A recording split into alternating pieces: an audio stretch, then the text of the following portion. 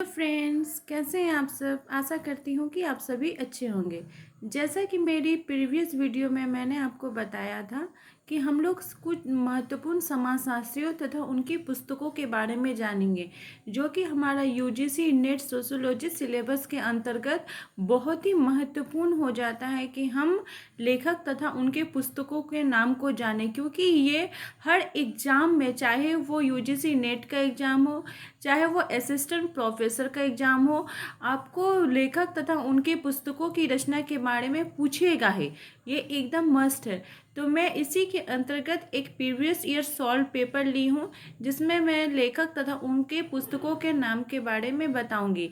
आप देखिएगा कि इस वीडियो के अंतर्गत छत्तीसगढ़ पीसीएस असिस्टेंट प्रोफेसर परीक्षा 2018 का ये वीडियो है, प्रीवियस ईयर का वीडियो है।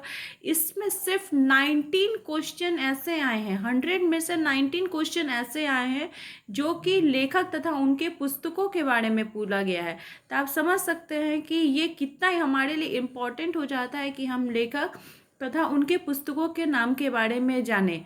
तो चलिए हम लोग अपना वीडियो स्टार्ट करते हैं, और आप लोगों को टेंशन लेने की कोई ज़रूरत नहीं है। मैं वीडियो के माध्यम से आप लोगों को सब previous year chapter wise solve papers with analysis आपको नोट्स प्रोवाइड कर दूंगी। आप मेरे चैनल के साथ बने रहिए। तो चलिए हम लोग आगे बढ़ते हैं। पहले जो पुस्तक है, a natural science of society, इसके लेखक कौन है? AR Radcliffe Brown. ये जितने भी आप यहाँ पे पुस्तक तथा उनके लेखक देखेंगे, ये सब छत्तीसगढ़ पीसीएस असिस्टेंट प्रोफेसर 2018 की परीक्षा में आ चुकी है, जो कि हमारे लिए यूजीसी नेट के लिए भी बहुत ही महत्वपूर्ण हो जाता है। सेकंड क्वेश्चन हम लोग देखते हैं, सेकंड बुक्स का नाम देखते हैं, a cultural pattern and technology change, जो कि 1953 में बनी थी। इसके लेखक कौन थे? M Mead.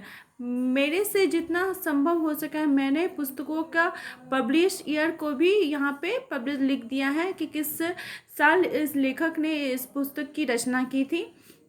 जो छूट गया है उसे भी मैं लिखने का कोशिश करूँगी। तीसरे पुस्तक का नाम है liquid love on the frailty of human. इसके लेखक का नाम क्या है? Zygmunt Bauman. इनके लेखक का नाम क्या है? Zygmunt Bowman.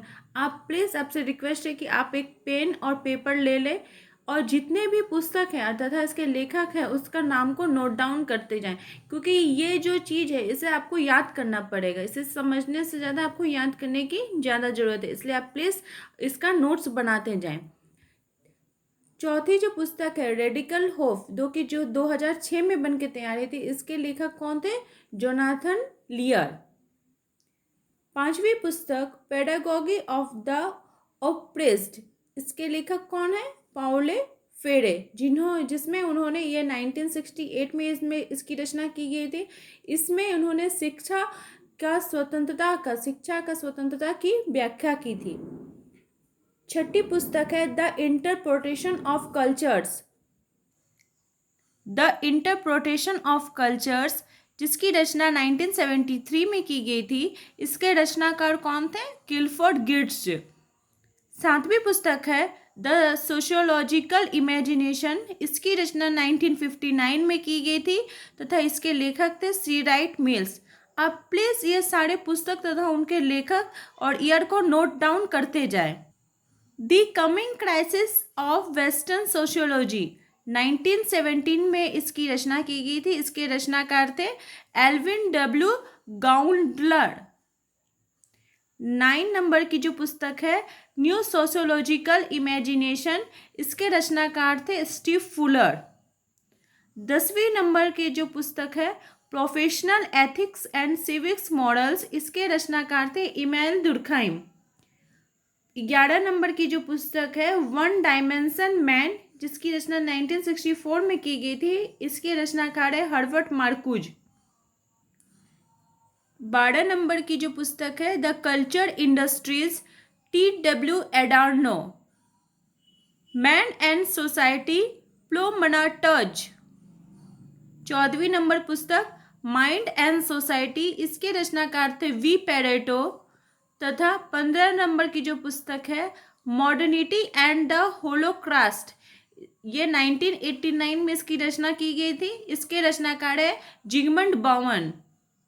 जिगमंड बौमन से 2 क्वेश्चन आ चुका है, 2 पुस्तकों के नाम इनके आ चुके हैं।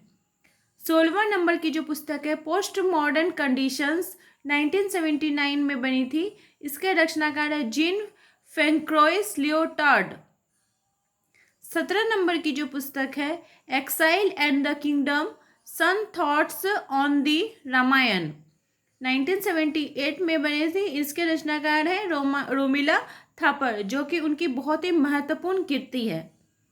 18वें नंबर की जो पुस्तक है इंडिया थ्रू हिंदू कैटेगोरीज, इसके 1990 में बनी थी। इसके रचनाकार है मैकिम मेरियट।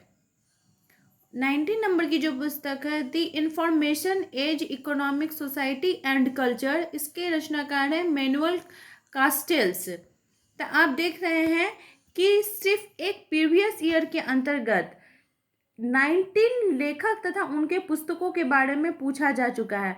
तो इसलिए हमारे लिए बहुत ही ज़्यादा ही महत्वपूर्ण हो जाता है कि हम पुस्तक तथा उनके लेखकों के बारे में अच्छी प्रकार से जानकारी रखें। तो मैं आशा करती हूँ कि आपको मेरी ये वीडियो पसंद आई होगी। तो मेरे